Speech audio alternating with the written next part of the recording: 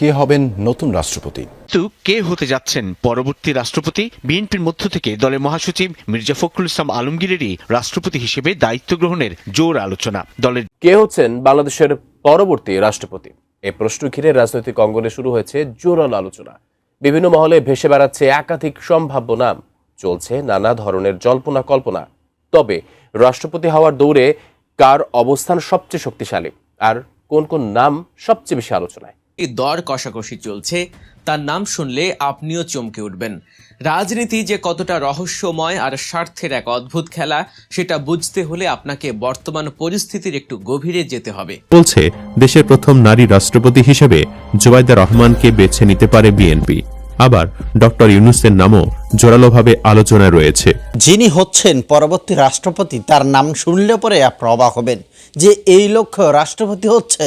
তাহলে তারেক রহমানের মাথায় এত বড় মাস্টার প্ল্যান কিভাবে কাজ করলো, এটা কেউ বুঝতেই পারলো না যে তারেক রহমান প্রেসিডেন্ট শাহাবুদ্দিন চুপ্পুকে এইভাবে ফাঁদে ফেলে তাকে পদত্যাগ করিয়ে নতুন রাষ্ট্রপতি এনাকে নিয়ে আসছেন। হ্যাঁ দর্শক মণ্ডলী, ভিডিওর মধ্যে অনেক বড় একটা ঘাপলা আছে, অনেক ইনফরমেশন আছে। তাই আশা করবো যারা যেখান থেকে ভিডিওতে ক্লিক করেছেন অবশ্যই আজকের এই ভিডিওটি সম্পূর্ণ দেখবেন, ভিডিওটা রীতিমতো আপনারা শেয়ার করে দেবেন। এই বিএনপি সরকারে নতুন আরও একটা চাল যেটা তারা চালতে যাচ্ছে, চলেন আমরা দেখে আসি বিস্তারিত।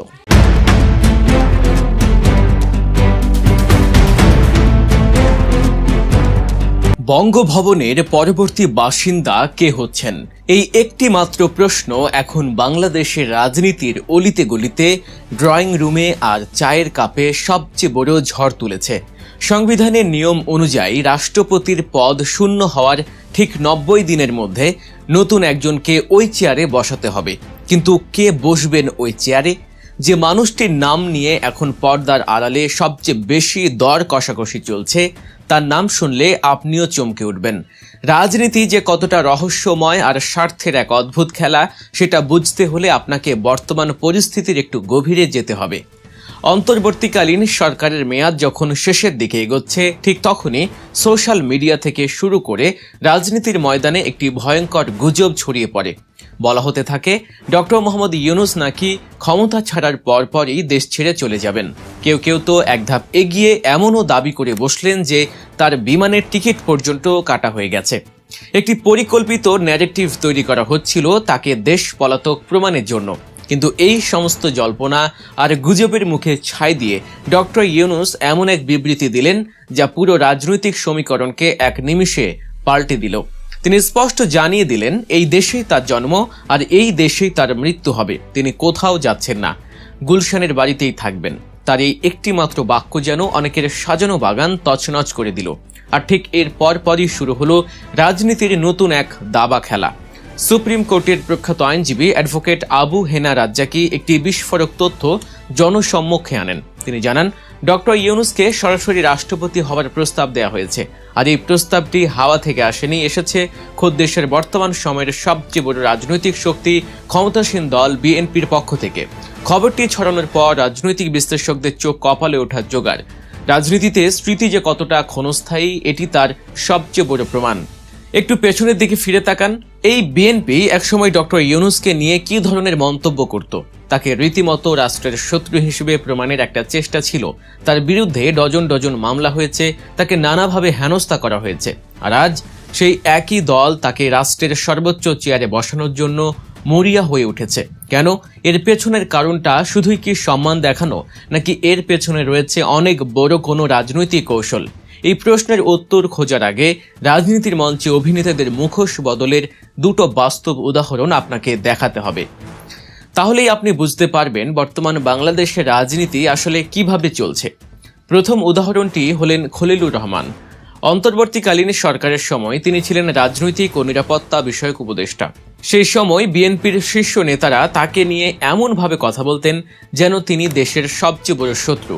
বিএনপির স্থায়ী কমিটির সদস্য বর্তমান স্বরাষ্ট্রমন্ত্রী সালাউদ্দিন আহমেদ তো সরাসরি খলিলুর রহমানকে বিদেশি দালাল বলেও আখ্যা দিয়েছিলেন। টকশো, পত্রপত্রিকা, সোশ্যাল মিডিয়া সব জায়গাতেই একটাই রব ছিল যে এই লোকটা দেশের স্বার্থ বিকিয়ে দিচ্ছে। কিন্তু আজ দৃশ্যপট সম্পূর্ণ ভিন্ন। সেই খলিলুর রহমান আজ বিএনপির সরকারের মন্ত্রিসভার সবচেয়ে প্রভাবশালী মন্ত্রীদের একজন। শুধু মন্ত্রী নন, তিনি এখন সরকারের পররাষ্ট্র ও কূটনৈতিক কৌশলের প্রধান স্থপতি। জাতিসংঘে তার ভূমিকা বাংলাদেশকে এক নতুন উচ্চতায় নিয়ে গেছে। ভারতের সাথে যে বাংলাদেশ একসময় মাথা নিচু করে কথা বলতো, সেই বাংলাদেশ আজ চোখে চোখ রেখে সমানে সমান কথা বলছে। তার এই সাহসের পেছনে সবচেয়ে বড় অবদান ওই খলিলুর রহমানের। কালকের বিদেশি দালাল আজ হয়ে গেছেন দেশের সবচেয়ে বড় কূটনৈতিক হিরো। দ্বিতীয় উদাহরণটি আরও চমকপ্রদ। বিডা বা বাংলাদেশ ইনভেস্টমেন্ট ডেভেলপমেন্ট অথরিটির চেয়ারম্যান আশিকুর রহমানের কথা মনে আছে? এই মানুষটির কাজই ছিল ভিডিও প্রেজেন্টেশন বানিয়ে আন্তর্জাতিক বিনিয়োগকারীদের কাছে বাংলাদেশের সম্ভাবনা তুলে ধরা, দেশে বিদেশি বিনিয়োগ আনার চেষ্টা করা। কিন্তু এই কাজের জন্য তাকে কি শুনতে হয়েছিল জানেন? বিএনপির কট্টর সমর্থকরা তাকে রাস্তায় দাঁড়িয়ে থাকা হকারের সাথে তুলনা করেছিল, যেন দেশের জন্য বিনিয়োগ আনতে যাওয়াটা কোনো লজ্জার কাজ। অথচ আজ সেই একই আশিকুর রহমান একই পদে বহাল আছেন। বিএনপি সরকারের অধীনেই তিনি কাজ করছেন এবং এখন তার সেই কাজকেই সরকারের অন্যতম সেরা পদক্ষেপ হিসেবে বাহবা দেয়া হচ্ছে।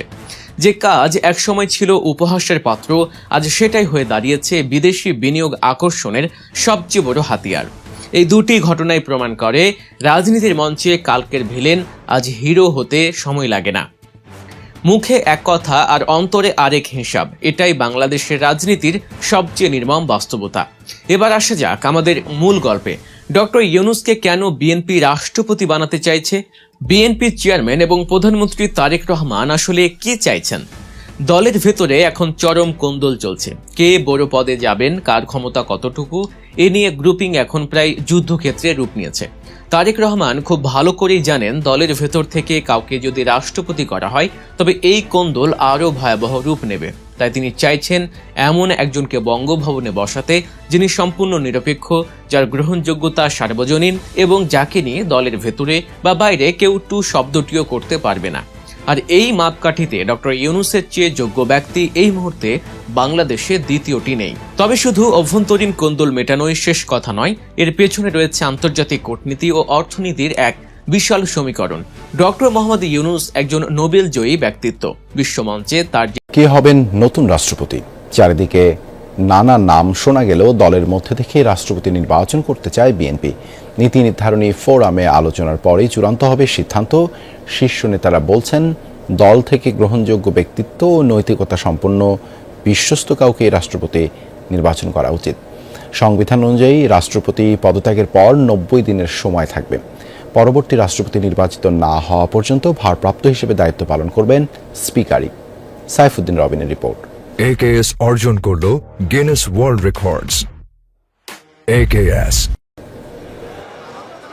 এখনো সংবিধান সংশোধন না হওয়ায় বিদ্যমান পুরনো পদ্ধতিতেই নির্বাচিত হতে যাচ্ছেন নতুন রাষ্ট্রপতি। অর্থাৎ 350 জন সংসদ সদস্য রাষ্ট্রপতি নির্বাচন করবেন। এমপিরা দলীয় প্রার্থীর বিরুদ্ধে ভোট দিলে বাতিল হবে সংসদ সদস্য পদ।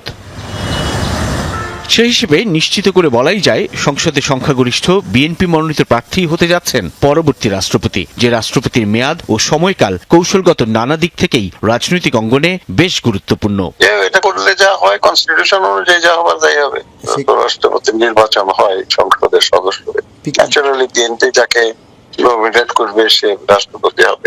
এই পরিবর্তনটা সংবিধানের ধারা অনুযায়ী হতে যাচ্ছে। রাষ্ট্রপতি নির্বাচন হবে জাতীয় সংসদের সদস্যদের ভোটের উপরে। সেখানে সঙ্গত কারণেই বিএনপি যেহেতু নিরঙ্কুশ সংখ্যাগরিষ্ঠ রাজনৈতিক দল হিসেবে জাতীয় সংসদে আছে, তাদের মনোনীত প্রার্থী যিনি, তিনিই তো নির্বাচিত হয়ে আসবেন। মোহাম্মদ শাহাবুদ্দিনের পদত্যাগের পর স্পিকার হাফিজউদ্দিন আহমদ ভারপ্রাপ্ত রাষ্ট্রপতির দায়িত্ব পালন করবেন। সংবিধানে আছে 90 দিনের মধ্যেই নতুন রাষ্ট্রপতি নির্বাচনের বিধান। আমাদের সংবিধানে নিয়মই আছে, রাষ্ট্রপতি যদি রিজাইন করে তাহলে স্পিকার অ্যাক্টিং রাষ্ট্রপতি হয় until the election of next president. কিন্তু কে হতে যাচ্ছেন পরবর্তী রাষ্ট্রপতি? বিএনপির মধ্য থেকে দলের মহাসচিব মির্জা ফখরুল ইসলাম আলমগীরেরই রাষ্ট্রপতি হিসেবে দায়িত্ব গ্রহণের জোর আলোচনা। দলের জ্যেষ্ঠ নেতা ও স্থায়ী কমিটির সদস্য ডক্টর খন্দকার মোশাররফ হোসেনও আছেন আলোচনায়। স্থায়ী কমিটির সদস্য ডক্টর মঈন খান, নজরুল ইসলাম খান, গয়েশ্বর চন্দ্র রায়কে নিয়েও সম্ভাবনা বাদ দিচ্ছেন না অনেকে। এর বাইরে স্পিকার হাফিজউদ্দিন আহমদ এবং দলের ভাইস চেয়ারম্যান ও সাবেক স্বরাষ্ট্রমন্ত্রী আলতাফ হোসেন চৌধুরীকে নিয়ে আলোচনা হচ্ছে রাষ্ট্রপতি হিসেবে। তবে দলীয় এবং রাজনৈতিক নেতৃত্ব থেকেই রাষ্ট্রপতি নির্বাচনে জোর দিচ্ছেন বিএনপি নেতারা। দলের মধ্যে বিশ্বস্ত, দলের প্রতি আনুগত্য এবং পরীক্ষিত জিয়া এবং বেগম খালেদা জিয়ার অনুসারী এরকম যারা, তাদের মধ্যে থেকে রাষ্ট্রপতি নির্বাচিত হওয়া উচিত। কারণ রাজনৈতিক নেতৃত্বের মধ্যে থেকে হলে হয় কি, রাজনীতিবিদের পক্ষ কিংবা প্রতিপক্ষ উভয় দিকেই সম্মানবোধের একটা নৈতিকতা জন্মে নেয় ভেতরে। আর প্রফেশনাল যারা, তারা কিন্তু একটা নির্দিষ্ট গণ্ডির মধ্যে চলাফেরা করেন। একজন রাজনীতিবিদ কিন্তু হুট করে রাস্তার পাশের চায়ের দোকানেও বসতে পারেন, আবার ইচ্ছা করলে বঙ্গভবনে গিয়ে একটা রাষ্ট্রীয় ভোজসভায় অংশগ্রহণ করতে পারেন। এই গুণাবলী সম্পন্ন মানুষ তো বিএনপিতে আছে।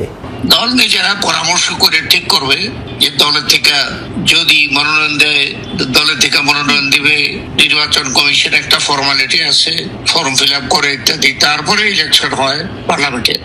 আমরা মনে করি যে দলের থেকেই রাষ্ট্রপতির মনোনয়নটা হওয়া উচিত। ভূরাজনৈতিক বাস্তবতায় রাজনৈতিক তারেক রহমানের নেতৃত্বাধীন সরকারের 5 মাসের মাথায় অবশেষে রাষ্ট্রপতির পদ থেকে পদত্যাগ করেছেন ফ্যাসিস্টের দোসর মোহাম্মদ শাহাবুদ্দিন। সংবিধান অনুসারে তার স্থলে ভারপ্রাপ্ত রাষ্ট্রপতির দায়িত্ব গ্রহণ করেছেন স্পিকার অবসরপ্রাপ্ত মেজর হাফিজউদ্দিন আহমদ। সংবিধান অনুযায়ী 90 দিনের মধ্যে নতুন রাষ্ট্রপতি নির্বাচন হওয়ার কথা রয়েছে। সে কারণেই সর্বত্র এখন আলোচনা কে হচ্ছেন দেশের পরবর্তী রাষ্ট্রপতি। একটি সূত্র বলছে, দেশের প্রথম নারী রাষ্ট্রপতি হিসেবে জুবাইদা রহমানকে বেছে নিতে পারে বিএনপি। আবার ডক্টর ইউনূসের নামও জোরালোভাবে আলোচনায় রয়েছে। আসলে কি জুবাইদা রাষ্ট্রপতি হচ্ছেন? ডক্টর ইউনূসেরই বা সম্ভাবনা কতখানি? এছাড়াও এদের বাহিরে কারা আলোচনায় রয়েছেন, চলুন একে একে দেখে নেওয়া যাক। Number 1, doctor Yunus. আলোচনায় অনেকের নাম থাকলেও ডক্টর ইউনূসের নামটা বারবার জোরালোভাবে আলোচনায় চলে আসছে। বিএনপির অভ্যন্তরীণ চরম দলাদলি এবং দলীয় গ্রুপিং এর কারণে বিএনপির ভারপ্রাপ্ত চেয়ারম্যান তারেক রহমান নাকি দলের ভেতর থেকে কাউকে রাষ্ট্রপতি বানাতে চাচ্ছেন না। তিনি দলের বাহিরে থেকে নিরপেক্ষ কাউকে বঙ্গভবনের সিংহাসনে বসাতে চান। এবার আসুন আসল খবরে। পররাষ্ট্রমন্ত্রী খলিলুর রহমান কিংবা বিডার আশিকুর রহমানের মতোই তো প্রধান উপদেষ্টা ডক্টর মোহাম্মদ ইউনূসকে নিয়েও বিএনপির বহু নেতাকর্মী চরম সমালোচনা করেছিলেন। বিএনপির আমলেই তার বিরুদ্ধে মামলা পর্যন্ত হয়েছে। কিন্তু খলিল ও আশিকের মতো সে ডক্টর ইউনূসকে যদি শেষ পর্যন্ত বঙ্গভবনের মসনদে বসিয়ে দেন তারেক রহমান, তাহলে একটা রেকর্ডই হয়ে যাবে। প্রথমত, ডক্টর মোহাম্মদ ইউনূস একজন নোবেলজয়ী ব্যক্তিত্ব। বিশ্বজুড়ে তার যে বৈশ্বিক গ্রহণযোগ্যতা ও ব্যক্তিগত ব্র্যান্ড ভ্যালু রয়েছে, তা খুব কম মানুষেরই আছে। তাকে রাষ্ট্রের সর্বোচ্চ পদে বসানো হলে বিশ্ব দরবারে বিএনপি সরকারের এক অভূতপূর্ব আন্তর্জাতিক গ্রহণযোগ্যতা তৈরি হবে। দ্বিতীয়ত, যুক্তরাষ্ট্র এবং ইউরোপীয় ইউনিয়নের শীর্ষ নীতি নির্ধারকদের সাথে ডক্টর মোহাম্মদ ইউনূসের অত্যন্ত ঘনিষ্ঠ সম্পর্ক রয়েছে। আর এই অঞ্চলেই বাংলাদেশের গার্মেন্টস প্রোডাক্ট সবচেয়ে বেশি যায়। তিনি বঙ্গভবনে থাকলে আন্তর্জাতিক পরাশক্তিগুলোর সাথে বিএনপি সরকারের নীতি ও সম্পর্কের পথ সুগম হবে। বাংলাদেশের গার্মেন্টস প্রোডাক্টের ওপর যে শুল্ক আছে, সেটি প্রত্যাহার করার সুযোগ তৈরি হবে। নাম্বার 2, জুবাইদা রহমান। বাংলাদেশে একজন নারী রাষ্ট্রপতি হোক, এমন আশা অনেকেরই ছিল। অ্যাক্টিভিস্ট পিনাকি ভট্টাচার্য বলছেন, একজন নারীকে রাষ্ট্রপতি করলে বিএনপি এবং তারেক রহমানের জন্য এটা একটা ইতিহাস সৃষ্টিকারী গ্রাউন্ড ব্রেকিং অ্যাচিভমেন্ট হবে। বাহিরে থেকে নেওয়ার দরকার নাই। বিএনপিতেই অনেক সিনিয়র নারী নেত্রী আছে, চাইলে বাহিরে থেকেও নেওয়া যায়। অনেক সর্বজন গ্রাহ্য নারী আছেন যারা প্রেসিডেন্ট হতে পারেন। আর এই মুহূর্তে বিএনপির আশপাশে থাকা নারীদের কথা বললে জুবাইদার নাম চলে আসে। পিনাকি বলেন, আমার স্বপ্ন ছিল খালেদা জিয়াকে বাংলাদেশের প্রথম নারী রাষ্ট্রপতি হিসাবে দেখা। সেই সৌভাগ্য তো হলো না, তাই জুবাইদাকে রাষ্ট্রপতি বানালে মন্দ হবে না। বন্ধুরা, জুবাইদার রাষ্ট্রপতি হবার বিষয়ে এই মুহূর্তে বিএনপিতে কোনো আলোচনা নেই, এটা শুধু আনঅফিসিয়াল দাবি। নাম্বার 3, মির্জা ফখরুল। বিগত দিনে আন্দোলন সংগ্রাম ও ক্লিন ইমেজের কারণে হাইকমান্ডের গুড বুকে রয়েছেন বিএনপির মহাসচিব মির্জা ফখরুল ইসলাম আলমগীর। ঠাকুরগাঁয়ে তৃণমূল থেকে উঠে আসা এই নেতা 2001 সালে জোট সরকারের কৃষি প্রতিমন্ত্রী হিসেবে নিজের স্বচ্ছতা প্রমাণে সক্ষম হন। পরবর্তীকালে বিএনপির দুর্দিনে দলের ভারপ্রাপ্ত মহাসচিব হিসেবেও যোগ্যতার স্বাক্ষর রাখেন। এরই ধারাবাহিকতায় 2016 সালের কাউন্সিলে তাকে মহাসচিব হিসেবে নিয়োগ দেওয়া হয়। সেই থেকে তার দায়িত্ব পালন নিয়ে দলের ভেতরে বাহিরে এক ধরনের সন্তুষ্টি আছে। বিশেষ করে জেল জুলুম ও নির্যাতন ভোগ করায় দলের হাইকমান্ডের কাছে তার জন্য এক ধরনের আস্থার জায়গা আছে। তাই রাষ্ট্রপতি পদ দিয়ে তাকে সম্মানিত করতে চায় দলটি। অন্যদিকে কোনো কারণে সরকারের দুর্দিন নেমে এলে একজন অভিজ্ঞ রাজনীতিবিদ হিসেবে তিনি সময়োপযোগী সিদ্ধান্ত নিতে সক্ষম হবেন বলে দলটির হাইকমান্ড মনে করেন, এমনটি জানিয়েছে দলীয় সূত্র। Number 4, doctor Khandakar Mosharraf Hossain. নতুন রাষ্ট্রপতি পদে যোগ্য ব্যক্তি হিসেবে আলোচনায় রয়েছেন স্থায়ী কমিটির সিনিয়র সদস্য ডক্টর খন্দকার মোশাররফ হোসেন। নিজ নির্বাচনী এলাকা কুমিল্লার দাউদকান্দি থেকে একাধিকবার নির্বাচিত হয়েছেন তিনি। ঢাকা বিশ্ববিদ্যালয়ের ভূতত্ত্ব ও খনিবিদ্যা বিভাগের শিক্ষকের পদ ছেড়ে বিএনপির রাজনীতিতে যুক্ত হন তিনি। শুরুতে বিএনপির প্রতিষ্ঠাতা ছাত্র বিষয়ক সম্পাদক পদে দায়িত্ব পালন করেন। পরবর্তীকালে বিভিন্ন ধাপ অতিক্রম করে দলের স্থায়ী কমিটির সদস্য হন।